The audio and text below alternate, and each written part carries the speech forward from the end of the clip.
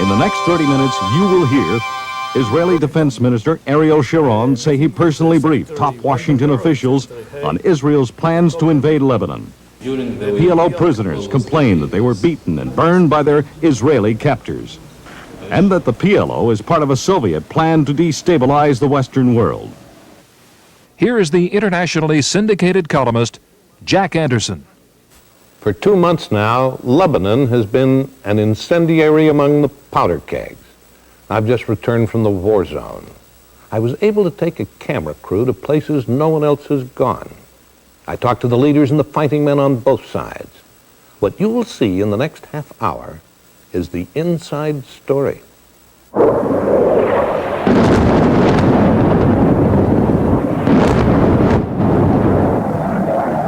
These are the last days of the PLO in Lebanon. You will see glimpses of them as they appeared to me. As we watched from the Christian side of Beirut, Israeli warplanes bombed the Palestinian sector. That same day, we surveyed the damage and saw the victims of the bombings. I found PLO chairman Yasser Arafat in his basement bunker. His triumphant demeanor had faded, but he still maintained the facade of leadership. I'm not leading ships. I am leading freedom fighters and men and women who are ready to die for their targets and for the sake of their people. So, I am very proud of this democracy. I have been elected as a chairman of PLO through this democracy. The exact figure of PLO dead in the siege of Beirut is unknown, but at least 8,000 PLO fighters were captured by the Israelis. Most of them are now being held at Ansar prison camp in southern Lebanon. I'm the only correspondent Israel has allowed inside the prison camp. These are the first pictures inside Ansar.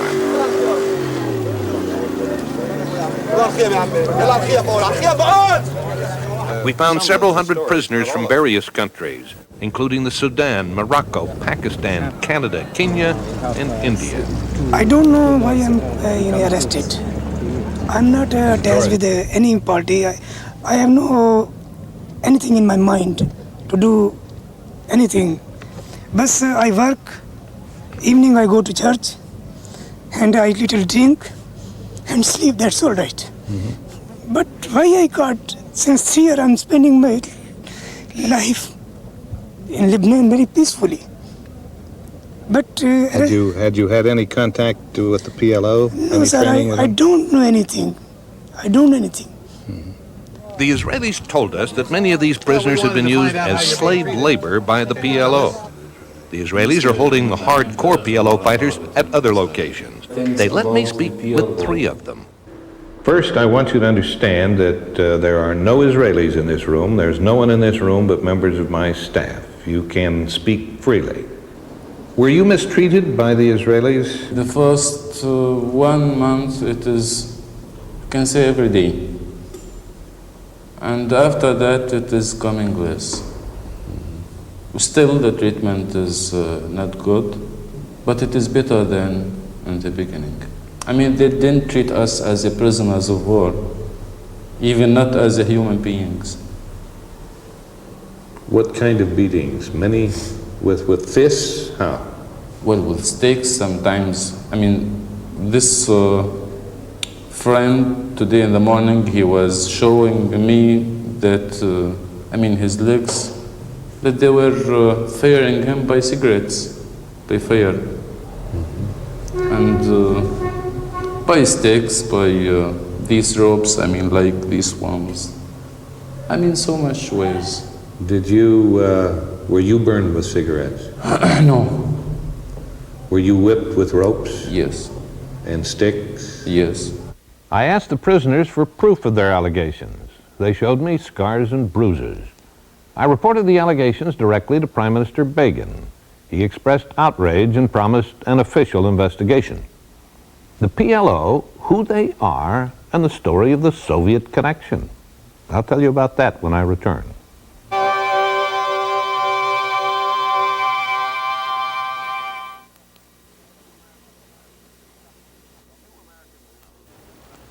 Few Americans know that the suffering of the Lebanese people is not a new story. Actually, the agony of Lebanon started years before the recent Israeli invasion. The bombardment of Beirut was excessive, but the PLO chose the battlefield. I found evidence that the PLO is a ruthless revolutionary organization. This is in contrast to the tragic Palestinian people who have suffered much. Since 1975, 100,000 civilians have died in pitched battles between Lebanese forces, the PLO, and the Syrians. The PLO moved into Lebanon as an occupying army, created its own state within a state, and attacked northern Israeli towns with increasing ferocity. Intelligence reports describe the PLO as a confederation of terrorist organizations. It has waged war against civilians. They were raping our wives in the streets. They were stealing our cars. They were arresting us on roadblocks, and we are the owners of the country. We were arrested at their roadblocks for ID checking. The Lebanese army was not able to move freely in the country because the Palestinians were preventing them to do so.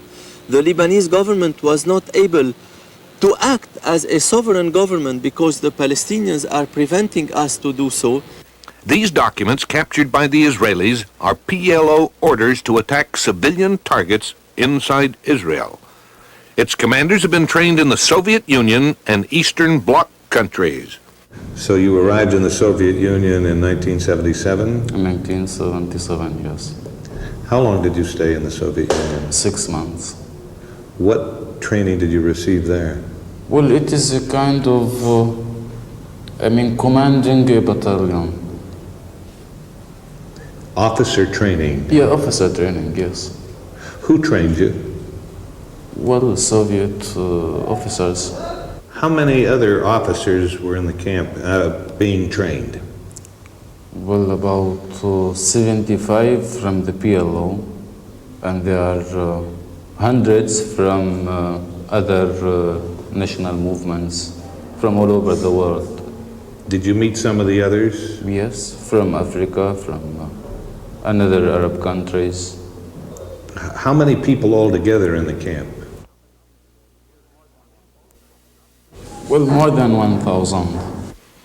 On impulse, I stopped in the seaside town of Damor. This was once a beautiful Christian village in southern Lebanon.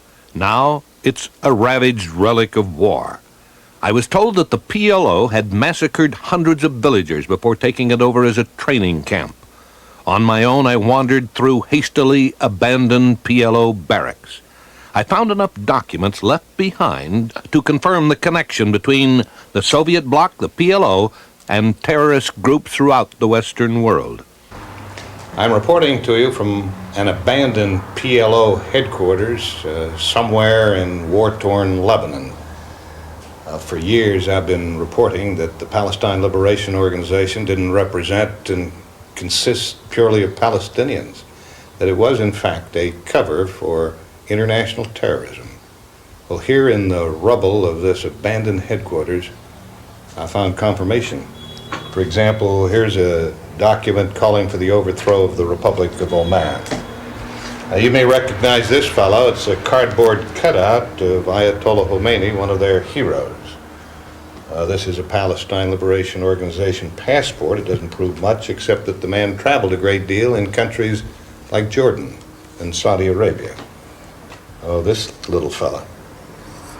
This is a grenade, and according to the lettering, it was made in France. Here's a Hungarian document. This document, I'm not quite sure what it is, what it's supposed to mean, but apparently a man named Mohammed Abdullah received some training in Hungary. Another man whose name must probably the same man, Mohammed Abdullah, also went to East Germany and received some training in East Germany. But I find this even more interesting. This license plate, set of license plates, come from West Germany. You can tell by the symbol here. And I think that this might even interest the authorities in Belgium. This is a map of Belgium. I found it here at PLO headquarters, deep in the heart of Lebanon, and there are several key points marked on the map. The Israelis have captured an enormous arsenal of equipment, including Soviet-made tanks, armor, artillery, light arms, and surveillance equipment. This ingenious machine is used for boring 18-foot-high tunnels in mountains to hide the heavy artillery which shelled Israeli settlements. The variety and amount of this captured weaponry is vast. The PLO clearly had the firepower to make a better stand than they did against the Israelis. Most of the PLO's military hardware came from the Soviet bloc. But the PLO also obtained the weapons it wanted from practically every Western country, even, as these photos indicate, the United States. These photos show several cases of American-made tank shells intended for 75mm howitzers. Here are some French-made mortar shells shipped by France to Iraq, then transshipped to the PLO. Some of these arms were camouflaged as machinery parts, some as supplies for the Palestinian Red Crescent, their Red Cross. In Lebanon, the PLO forces used the civilian population as a shield. Yasser Arafat took me on a personal tour of a West Beirut hospital to see the damage done by Israeli shelling. My Lebanese driver heard the doctor there complain to Arafat in Arabic that the PLO gun placements in front of the hospital had invited the Israeli attack. Here is more proof. These exclusive Israeli surveillance photos, never before released, show that the PLO placed their field guns and anti-tank missiles literally a few yards away from homes, schools, hospitals, and embassies in Ramlet El Beida, a well-to-do neighborhood in West Beirut. The front man for the PLO is its chairman, Yasser Arafat. I have here a secret psychological profile of Arafat prepared by U.S. intelligence. He's described as a man of mystery. Little is known of his past, but U.S. intelligence has been watching him closely since he came to power. Now, this report says he's ingratiating, arrogant, and petty, that he cannot or will not control dissenters in his own ranks. Lately, he has tried to change his physical image. The beard is less ragged. The cloth and head covering and ill-fitting uniform have been discarded. He now wears a military cap, a smart uniform, a gold necklace, and of all things, he carries the symbol of British colonialism, the swagger stick. That is today's Yasser Arafat. In a moment, a meeting with a man dedicated to destroy Arafat, Israel's Minister of Defense, Ariel Sharon.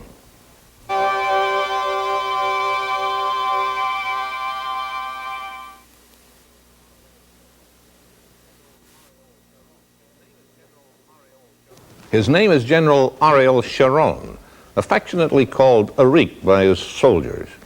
He's been called the George Patton of the Israeli army, a military genius, but an implacable, unyielding foe of Israel's enemies.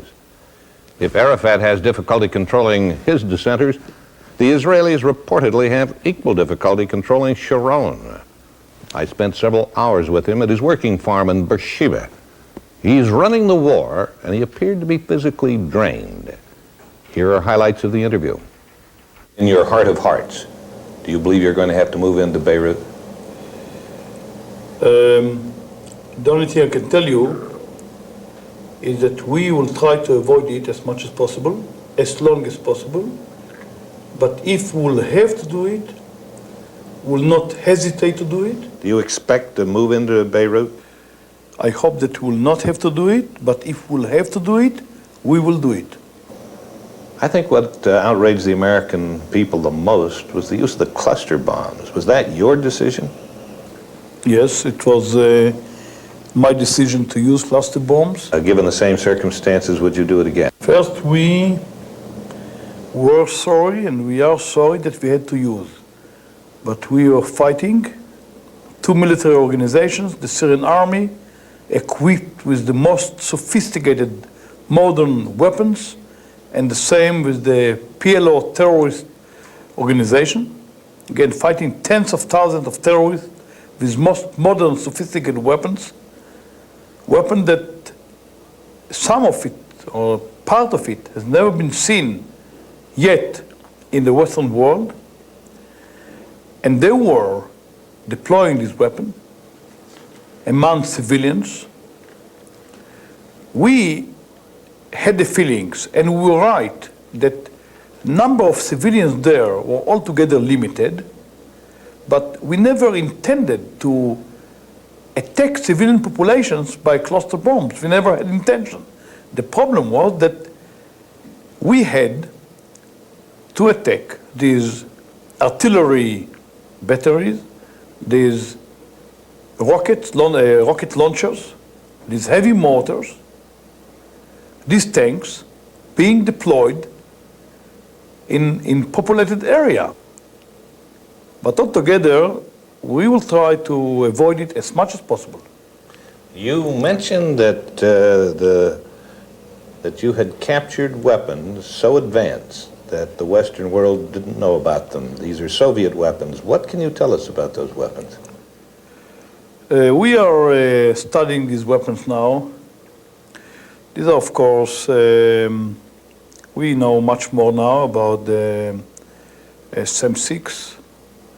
We know about the SAM-9. We know about much more about the T-72 tank, which is still the most advanced Soviet tank, unknown yet in details, to the Western world. We know much about the SAM-8, but that is the latest and the most advanced surface-to-air missile, which we destroyed just a few days ago. We found a most advanced personal anti-tank launchers, which are again unknown yet to the Western world. We are studying this now, and we hope that may help, I would say, the free world to face these threats in the future. The Pentagon wanted to send a mission to examine these captured Soviet weapons. I understand you turned them down. Why? I don't think that we turned them down. I think that we are still checking these weapons ourselves. But in the same time, I would like to emphasize that we believe that relations should be based, should be mutual, should be based on mutual interest. Cooperation should be based on mutual interest. We are ready to teach, we want to learn. We ready to help, we would like to be helped. We are, for instance, facing a situation now that as a result of the last war, a contract that we had to sign about a certain number of F-15 was postponed. There are many other things. I would say relations between allies cannot be based upon sanctions. It's impossible. I've heard that Habib is on a useless mission. Do you agree? I don't think it's the failure is not a failure of Ambassador Habib. I think there is certain naive approach by the American administration when they deal with the PLO. There is a certain naive approach. Maybe it's hard for people that do not live in this area, do not understand the mentality, and do not face, I would say, the daily problems that we were facing. And I can say for the last 100 years. Well, now you're bogged down in endless negotiations. Now this lapse of time, isn't this hurting you? We have patience. We, the Jews, we have been existing now for 3,700 years. We have patience. We can wait. But that doesn't mean that it's a kind of endless waiting. Isn't it true that just 10 days before the military operation in Lebanon, you briefed both Secretary of State Alexander Haig and Secretary of Defense Caspar Weinberger? 10 days before. But 10 days before the war, being in Washington, meeting with the Secretary Weinberger and Secretary Haig, I told them that we are coming to a situation that we will have to act. And I told them that is the situation. Well, what was the reaction of Haig and Weinberger when you told them these things? We were always called to show self-restraint. On the question of whether or not Israel had informed the United States about its plan to invade Lebanon, the State and Defense Departments both officially denied they had any knowledge of this. But I spoke to ex-Secretary of State Al Haig's assistant, Mike Ledeen. He confirmed that Sharon had warned Haig in advance about his plan to march up the coast and eliminate the PLO from Lebanon. Speaking of Sharon, he is a man who must be reckoned with in the resolution of the Middle East problems. However, the discipline and single-mindedness required in waging war must give way to compromise and understanding in the search for peace. Will he be able to make that transition? In a moment, we'll look to what the future may hold for the Middle East.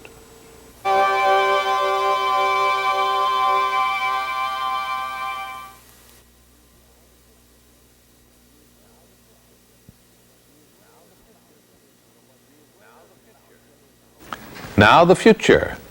The Israelis, the Palestinians, and the Lebanese have much in common. They have felt the heavy hand of oppression. They know what it's like to be driven from their homes. They cry out together for peace. Lebanon must rid itself of the PLO if it's to regain its independence and stability. This was best articulated by Christian leader Bashir Gemayel, who is likely to be Lebanon's next president. This country is a very small country. It's smaller than your Connecticut. It's only 10,452 square kilometers. We have a population of 3 million inhabitants. We don't have oil, we don't have resources, we don't have natural resources.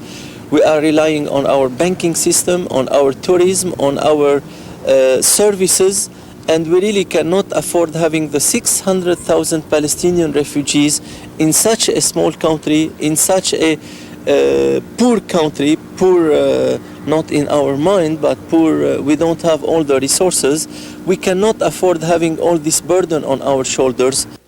The military strength of the PLO should leave immediately the country, unconditional withdrawal, and for the population, we have to discuss with the Arab countries what can be done to have this burden being on the shoulders of all the Arab countries, not only on the shoulders of the Lebanese. We cannot afford it anymore. Do you think the other Arab countries will take them? I think that nobody would like to take them. President Carter promised that he would like to give a homeland to the Palestinians. I don't know if he was thinking about Plains, Georgia. I'm sure he was not thinking about the Lebanon or other places in the country.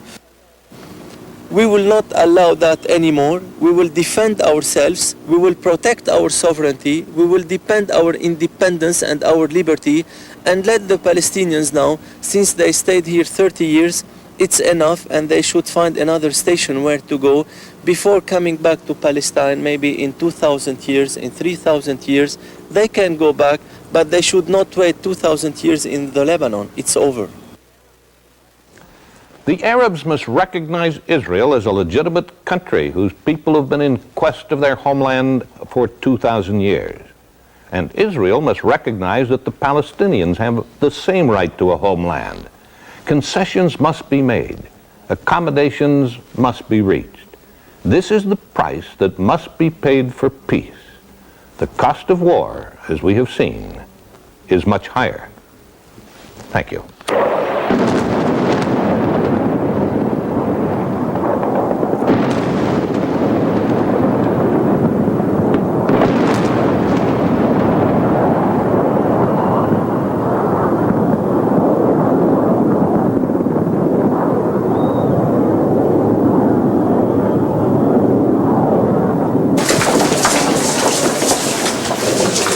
I want you to talk to the doctors who lost his leg. Come and see his morale. Like this. How, what's about his morale? Very hard. I'd like